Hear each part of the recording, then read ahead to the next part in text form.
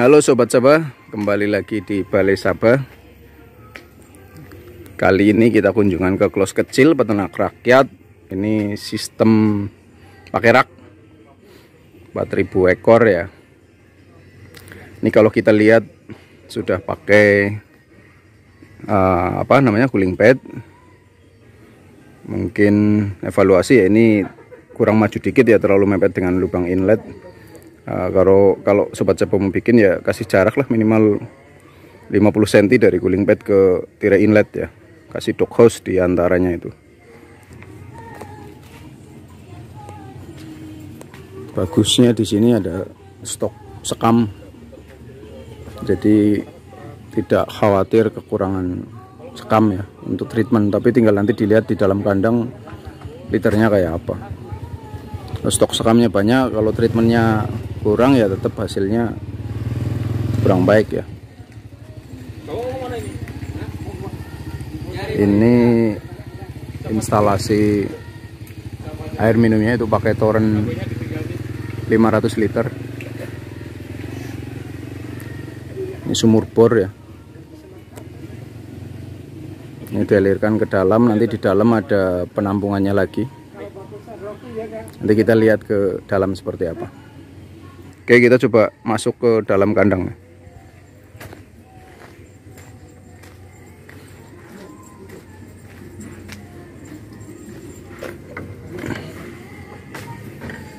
Iya, udah masuk. Ini tempat istirahat.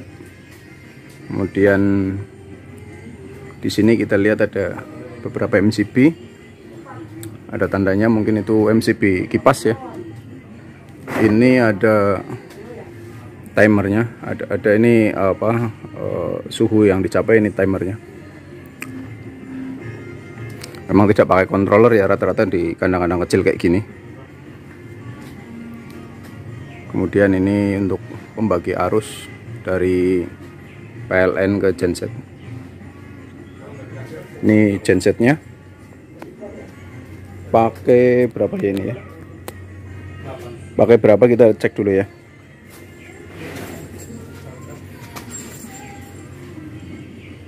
Ini single pass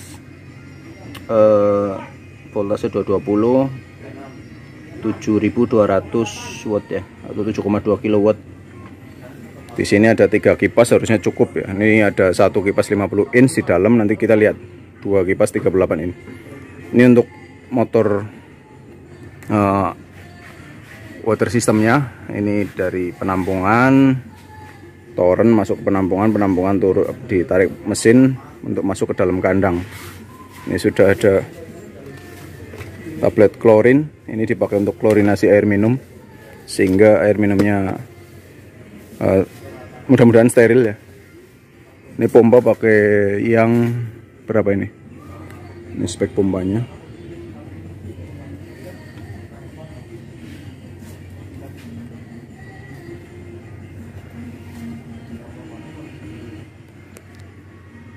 Itu spek pompanya bisa dilihat. Ini ada panduan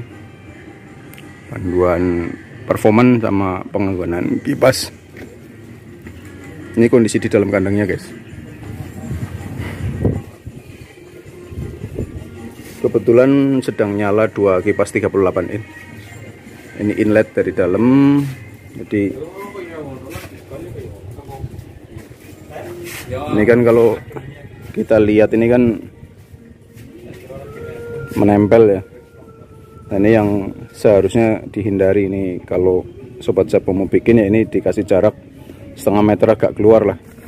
Jadi ini difungsikan sebagai dog house ini di antara tirai inlet dengan cooling pad. Supaya dog house ini minimal setengah meter lah, paling bagus 70 cm sebenarnya. Jadi kalau cooling padnya basah, itu lembabnya itu tidak terlalu parah di area ini ya. Di area sini ini tidak terlalu parah kalau cooling padnya basah. Untuk mengurangi cekrek di ayam nanti kalau sudah masuk full area kandang. Ini raknya dibagi dua, jadi 1 meter atas 1 meter bawah.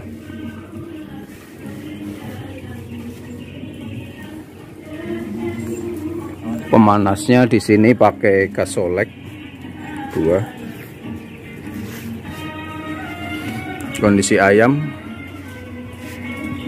pakai super feeder di sini ya. Nah, tetap untuk sobat Sabah yang pakai super feeder sangat kami sarankan pakai baby jack di awal. Jadi jangan karena sudah pakai super feeder terus baby jacknya tidak pakai, itu nanti pasti ada trouble feed intake di 3 hari pertama gitu. Padahal situ sangat penting ya, 3 hari pertama feed intake harus masuk atau syukur bisa lebih dari standar. Ini kalau dari rasio tempat pakan ini sudah sangat memenuhi. Ini 1:30. Nipelnya juga dihitung itu 1:10, jadi sudah memenuhi standar. Kipas di sini pakai 3 kipas, 150, 2, 38. Ini bisa di zoom mungkin dari sini, kita nggak masuk ke dalam. Nah, yang ini 38, ini 50, ini 38. Jadi kalau kipas kayak gini biasanya ya kalau kita ukur yang 50 itu kena 25.000 meter kubik per jam, yang 38 itu biasanya di 18 sampai 19.000 meter kubik per jam kalau dengan pressure. Kalau dengan tekanan. Kalau tanpa tekanan pasti lebih dari itu. Tapi kan ketika dia dipakai itu kan pasti ada tekanan di dalam kandangnya. Insulasinya sangat baik, terlihat ini untuk tirai plafonnya juga tirai sampingnya.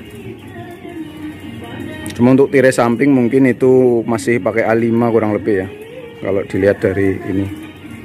Jadi ini mesti dijaga nanti ke depannya, kalau semakin turun atau semakin kualitas tirainya semakin jelek ya harus diganti.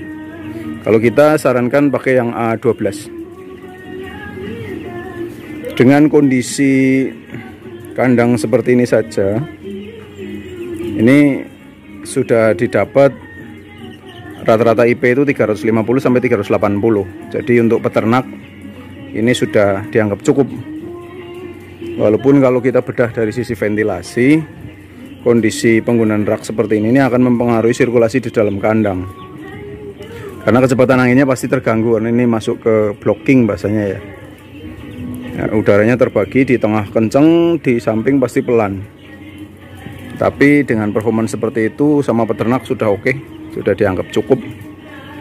Walaupun mungkin tidak bisa 450, 480 gitu ya. Tapi sudah 350 sampai ke 400 itu sudah dianggap cukup oleh peternak. Gitu mungkin yang kita bisa sharing. Kalau manajemen secara umum paling di sini tinggal ini sudah terlalu padat jadi harus dipindah ke atas. Kemudian dari sisi ini 10 hari ya, dari sisi sekam ini juga di area nipel sudah menggumpal, baik sini maupun sini ini juga sudah menggumpal. Ini harus di caking, disesek, dikarungin, terus tebar sekam baru. Jangan ditimpa doang, kalau ditimpa doang ini pasti akan cepat menggumpal lagi. Seperti apa sekam menggumpal? Ini contohnya kayak gini. Ini sudah basah dan menggumpal. Berbeda dengan yang apa? Tidak ada nipel ya. Mungkin ini masih terpengaruh, misalkan ayam minum ada tumpah dan lain-lain. Jadi sepanjang jalur nipel ini jauh lebih jelek kualitas liternya ya. Ada masih sedikit penting karena memang cooling pad belum dinyalakan, masih mengandalkan 2 kipas exhaust di belakang sana. Mudah-mudahan sharing ini berguna buat rekan sobat Sabah semua yang mau bikin kandang kecil. Ini kandang populasi 4000 ya,